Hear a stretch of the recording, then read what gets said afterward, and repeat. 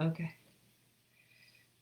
Did you get it? I think so. Hi, this is the Conscious Living Show, and we're getting started tonight. The Conscious Living Show, thinking consciously, living consciously, trying to wake up to our lives. And so tonight, Mark and I would like to chat with you a little bit about seeking the truth and what does that look like for you? What's that look like for us? And how do we decide what is fact, what is fiction? Because I've always said you would make a great judge because you're like super fair and you always look at all sides of the story and try to seek the common denominator as well as the truth. I love it when you talk math. I know. Look at you. That's your foreplay, huh? I should have worn my math shirt. Your math shit. Yeah. Very good, love. Okay. Yeah, no, it's important to be logical. We live in a real world. It's good to be dealing with reality. Yeah, reality. So as people are coming into both, we're on the YouTube channel, the Conscious Living Show. If you want to find our YouTube channel, and you can see all of our shows that we've done before this, and cat going crazy. And then we're also on Facebook at Nan Pierce. And hold on, let me take care of my kitty cat over here. So if you're on Facebook or YouTube, pipe in the comment section, please, and let us know you're listening and maybe where you're from and how you seek truth, if you have a question or if you have a technique that you use for seeking the truth. Because right now we're inundated with, all kinds of truths, right? Well, the first thing is it's important to differentiate truth from opinion. I think that's what you want to avoid. It's like one of those telephone calls, or games you play where one person says, gives you a sentence and then you repeat it to the next and you repeat it to the next, and by the time it gets to the other end, it comes out pretty different. And that's what happens with opinions, is they keep changing to meet the person's expectations, and right. And they really have very little to do with reality after they've gone a few renditions. So you want to make sure that you're working with data and that you're doing your own analysis rather than depending on someone else's opinion. Now, an opinion might strike an interest, might make you say, hey, that's pretty cool. It's an interesting opinion. Yeah. But like, that saying goes about opinions, everybody's got one, right? And so right now, a lot of the media that we have access to that calls itself news isn't always news. It's oftentimes people's opinion, and they're oftentimes going with a popular opinion that gets ratings. So I think we want to be mindfully discerning about what people are saying, and if it's fact checkable. There's many fact checking sites that you can go to where people who are apolitical, they really are just trying to seek truth and find sources for truth. But it takes a little time. It takes an interest in really trying to understand the truth. And I'm a big advocate of trying not to share things that I don't know are valid. I think there's a lot of dissemination of untruths that frankly have created some major destruction across our planet. And so now is the time, we have a new year, 2021. We're at the beginning of a new era. And so I think this is a great time to kick it up a notch in terms of being responsible. Well, in the United States here, we have a new administration, and we're all hopeful that we'll start moving in a positive direction together. And that's going to require us to be able to understand all of these different concerns that people have. And we want to make sure that we don't spread our opinion as fact. It is fun to see if a lot of people agree with you, or if you feel like you're on the right side of an argument. But when you give your opinion, somebody else shouldn't take that and run with it. They should go back to the original argument. And I think it's always safe to say, in my opinion, blah, blah, blah, blah, blah. We all can have opinions. That's part of the free speech, is we can have opinions.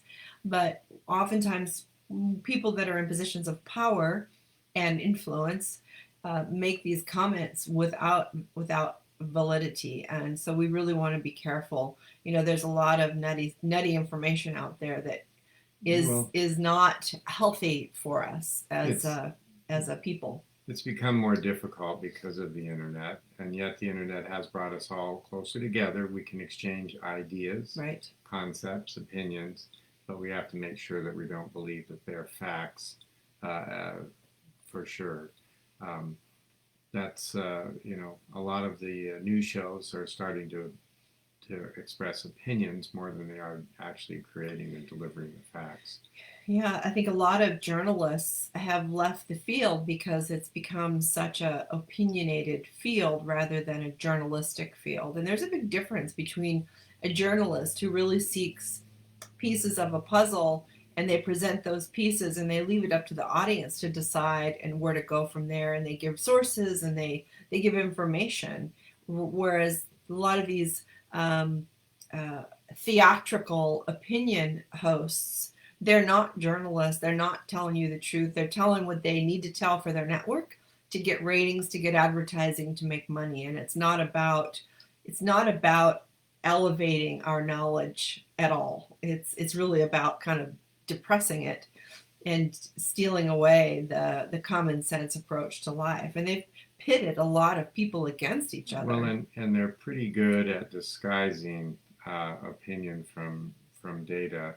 They'll present some data and then pretty quickly overwhelm you with their opinion. So just that's really the first step in getting more reality based, is just to be able to discern between data and opinion and how it's being presented. A lot of news sites on the internet, you have to read a specific site for several weeks or months to be able to develop some trust. See how often they, not just that they kind of speak to you in terms of what your beliefs are, but how much you can believe the data that they're giving you. I have the same problem with medical journals. There's different layers. There's some that are much more scientific, a lot more out there that are more casual, and you just need to know which ones you're reading and which ones are striking, that kind of make sense to you. Yeah. So, like, if you read a headline for something that says, you know, uh, you know, Donald Duck is not really a duck. Donald Duck is a mouse. Um, do you just believe that headline?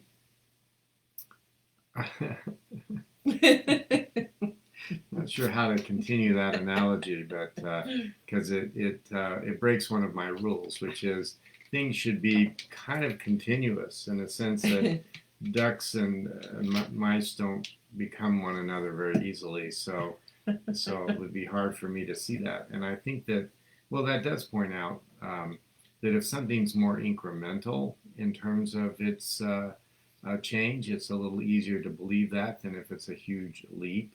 If somebody says, wow, Mm, wow, somebody's landed on Mars, you kind of go, well, wait a minute, that's a bit of a leap to believe that somebody's landed on Mars. right, but you understand that there are headlines like that out there every day that people just read the headline and they believe that because it's in writing, it's true.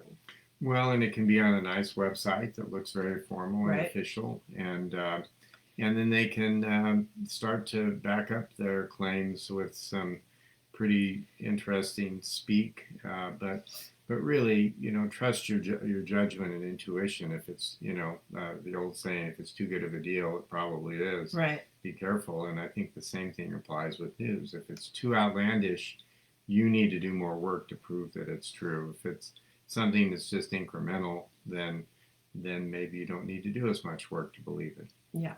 There was a documentary that came out this last year that was very professionally done. It was done by a person that was a great filmmaker and had every appearance of being an authentic documentary.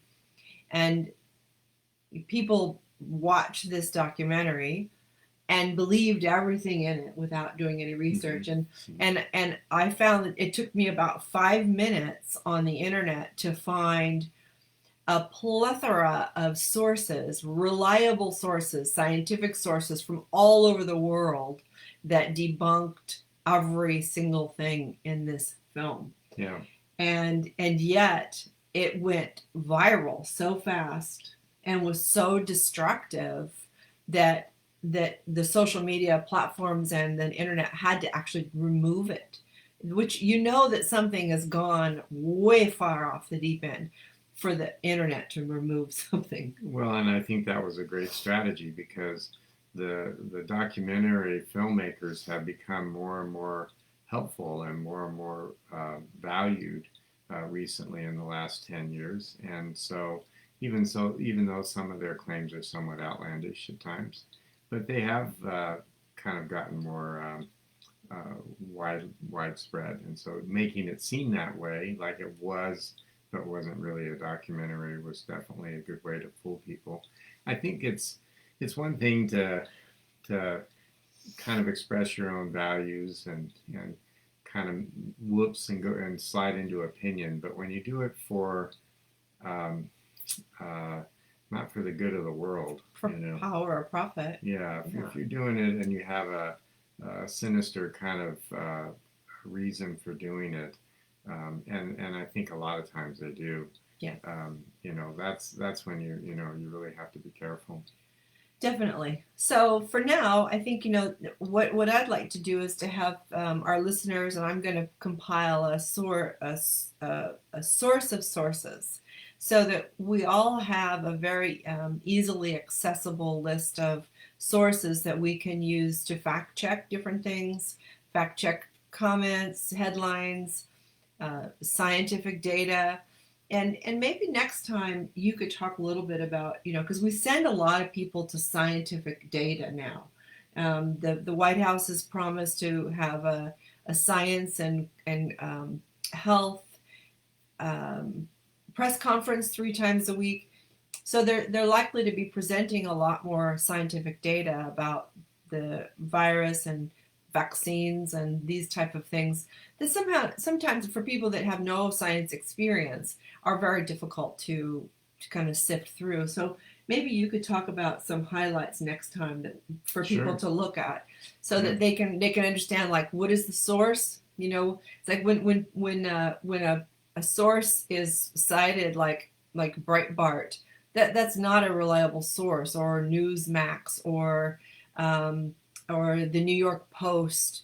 There's a lot of sources out there they're like tabloids, and you wouldn't take your scientific information from Cosmopolitan or some of these other Yeah. sources that aren't journals. So Yeah, reputation is everything, and I yes. think that's where you start off. Now, I like how you've learned to fact check, and one of the things that would be interesting for people to understand how these data sources are not helpful.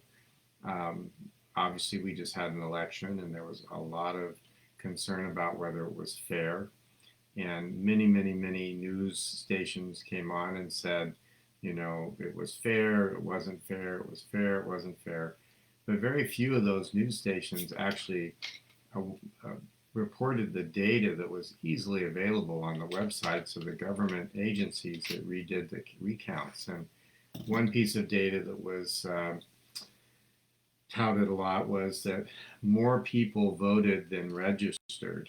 Um, and that would fit with some people bringing in ballots that weren't creased in the envelope the right way. And it created all of this doubt and suspicion. And yet the data was very easily available on the websites. This many people registered, this many people voted for each state. Mm-hmm. So each county, by omitting that, they in a sense didn't want to speak to the truth, so that their opinions would not be challenged. Right. So at some point you've got to go back to the source and make sure that you're looking at the data. So as soon as you're getting an opinion, say, oh, that's an opinion, I'm going to go back to the data. Well, and any reputable journalist if they print something or state something that later is found to not be true, they are courageous enough and respectable enough to come forward and say, I need to retract that. You see in reputable journals retractions all the time and corrections. So it's like when we know better, we do better. And I think that's important that we look for those signs of people actually taking back what they said and correcting it and owning that. To me, that tells somebody has respect for their profession. Yeah. I think one of the things that we learned recently is that just because a lot of people believe something that they've heard is true, don't be part of that herd mentality. That's where you have to be careful about becoming part of that by repeating it. And Nancy really on the internet, I mean, she snopes a lot of things to make Well, sure, because there's tons of there's a lot of sites out there that will help you get more information about a claim or even a fact that isn't correct.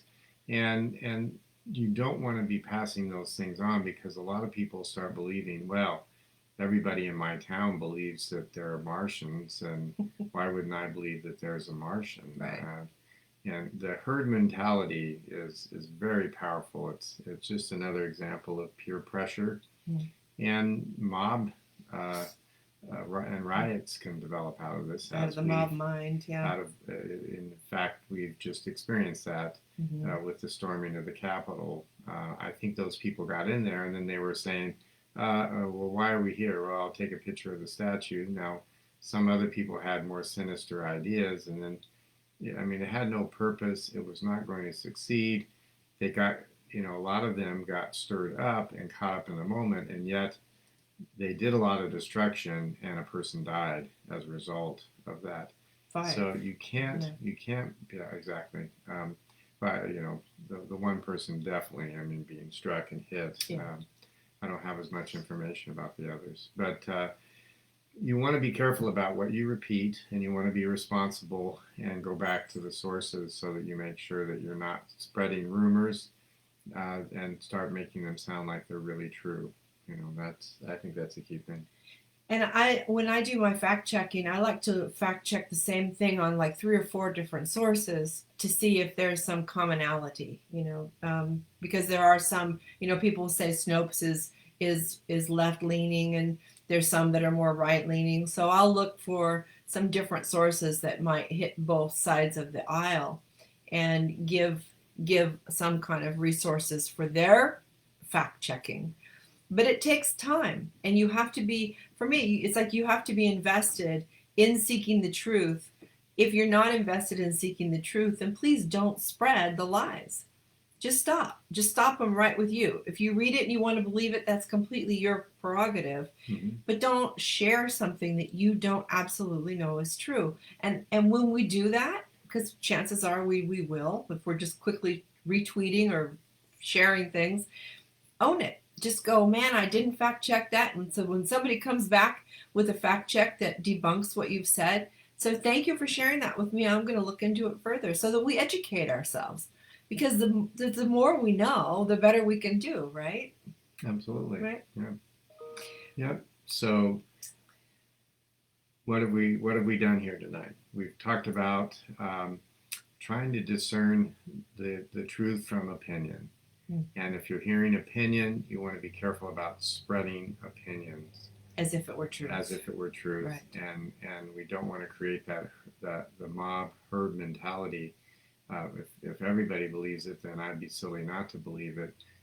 Concept. We don't want that to happen. And read beyond headlines before you share things, because the headlines are designed to trigger an emotional response in you. Boy, and sometimes the headline, really the body of the product, it's completely contradictory to the headline. I run into that every day when it says she should be arrested for wearing this dress.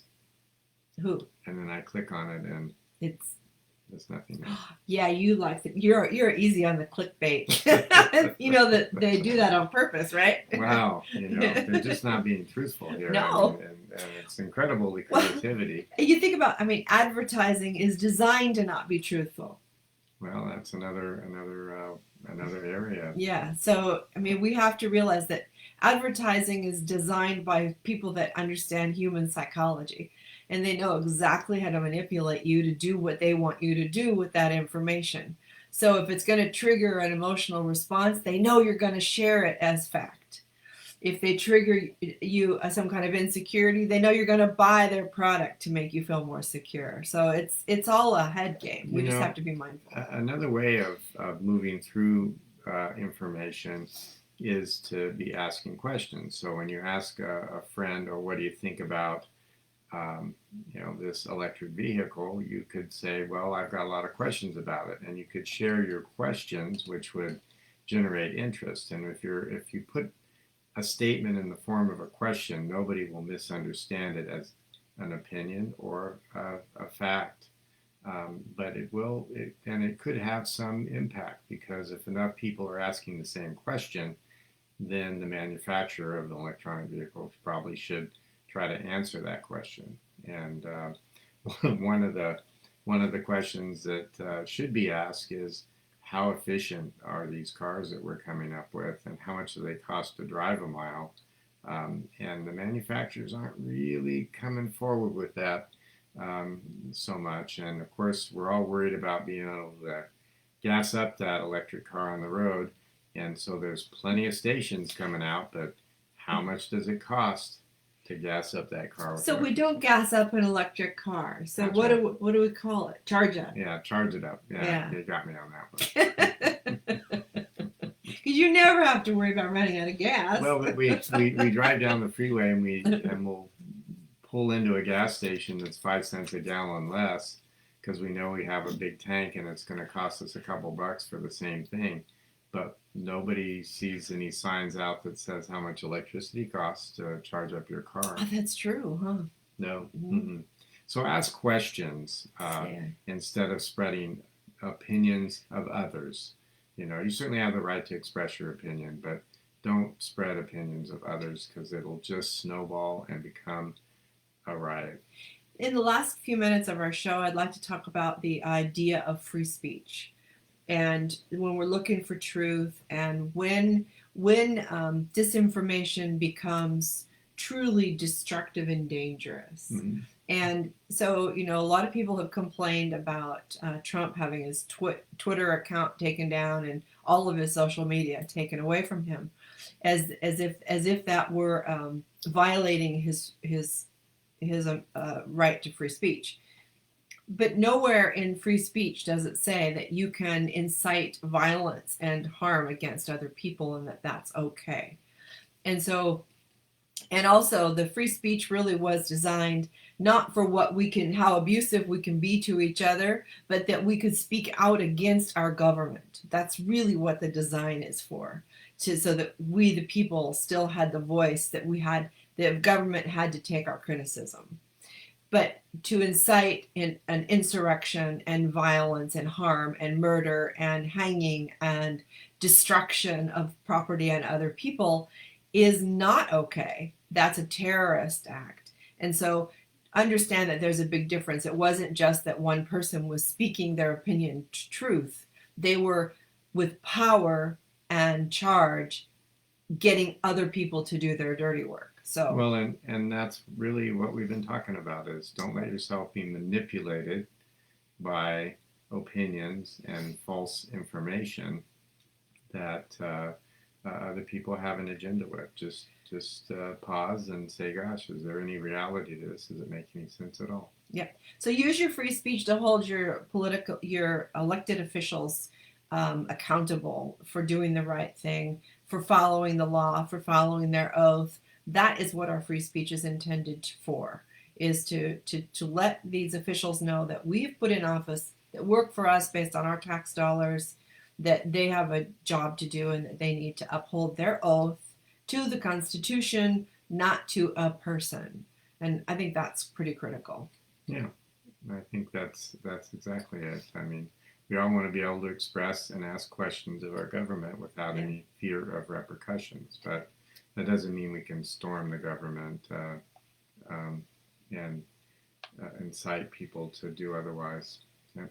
And on a personal note, when we talk about truth and seeking truth from our people that we're in relationships with, that requires that we be able to handle the truth that they're going to give us, and that we handle it in a way that sets the tone for that person to feel safe and welcomed to speak their truth in the future.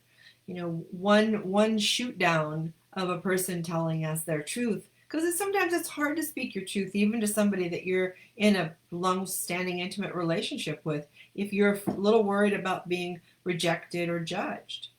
And so as the listener and the recipient of another person's truth, how we handle that truth will determine if we get any more.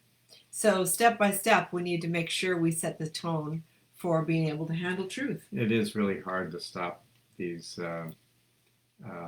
live sessions, because we go from one topic to another, and it gets more interesting. And I think that certainly when you're in a relationship and you're speaking your truth, you don't want judgment. But I think that also covers a lot of other situations in the Black Lives Matters movement. They want to speak their truth, and they want to be heard without judgment, because that is their experience, and they're giving you very valuable information about how they feel. And to try to tell them that they don't feel that way, or they shouldn't, or shouldn't feel that way, or haven't had those experiences, is not logical. And if you do, they'll quit confiding in you, and then you won't have that information, and that's not how we move forward. So, So you have to be careful about being judgmental when somebody's speaking the truth. Yeah. Oh, bless you. Okay, so that's COVID. Did you say COVID? People are being cough shamed and sneeze shamed, and that's terrible. There's some pretty funny jokes about that. Yeah. But I've been vaccinated, so I don't have much to worry about. Yeah, you only have a 5% chance, right? That's right. That's right. So I'm only 70% safe right now. Yeah. So we should wear our masks. I'll take the risk. I'm not covering up with you. Okay. Nothing? Nothing. Okay. Don't have to. Thanks for the. We're going down. Going down with the ship. Yeah. Okay. Not that I think you're a ship. Thank you. Well, did you call ships cheese, right? That's right. Yeah, because they're fun to ride. They're a little bit bouncy. They're safe. They're safe. All right. So if you have any questions or comments about this show, please send me an email to drnancy@drnsp.com. And Mark and I will be happy to answer you. What do you usually say at the end of the show? Oh, well, are we at the end? Yes. Okay. So since we're at the end of the show, every day you wake up, you get to decide whether you're a warning or you're an example. Excellent. So be an example and don't spread false rumors. Great. Do your fact checking. Do the work. All right. You're going to end that one? And Sure. I'll end this one? Okay. So have a great week, and we'll see you next Monday, same time, maybe a little different station here. All right. Bye-bye. Bye.